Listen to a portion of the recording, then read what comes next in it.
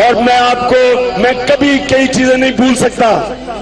بلوچستان میں یہ پہلے بھی کہہ چکا ہوں, میں آپ کو یاد کرانا چاہتا ہوں کہ بلوچستان میں خشک سالی تھی, وہاں لوگوں کے جانور مرنے شروع ہو گئے. وہ بیچارے وہاں سے لوگ شہروں کی طرف آئے, کیمپوں میں ٹھہرے. تو میں ایک کیمپ میں گیا, میرے پاکستانیوں, میرے ذہن میں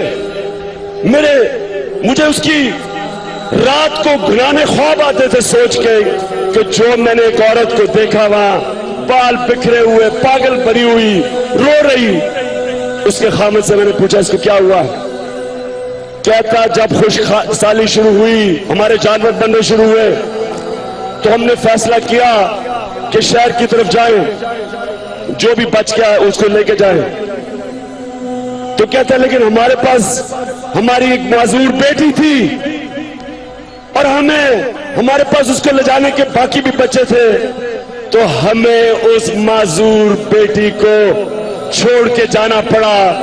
اور یہ ماں ابھی بھی اس کو اس بیٹی کی چیخیں یاد آ رہی ہیں. جب یہ جا رہے تھے وہ چیخیں مار رہی تھی بیٹی. کون سا معاشرہ اجازت دیتا ہے اپنے انسانوں کو اس طرح رکھنے کا؟ اور میں دیکھتا تھا یہاں اوپر ایوانوں کے اندر یہ شریف خاندان اور وہ زرداری خاندان اربوں روپے ان کے باہر ہیں, پیٹ ان کا بھرتا نہیں ہے. ایک گھر نہیں تو دوسرا گھر, پیرس میں, لندن میں.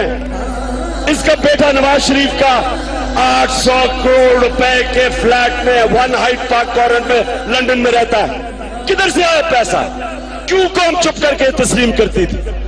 تو پاکستانیوں, مجھے آج خوشی یہ کہ مجھے نظر آ رہی ہے, اور میں اس لیے اللہ کا شکر ادا کر رہا ہوں کہ اللہ تو نے میری دعا قبول کی اور میری ساری قوم کو جگا دی ہے. اللہ تیرا شکر ہے.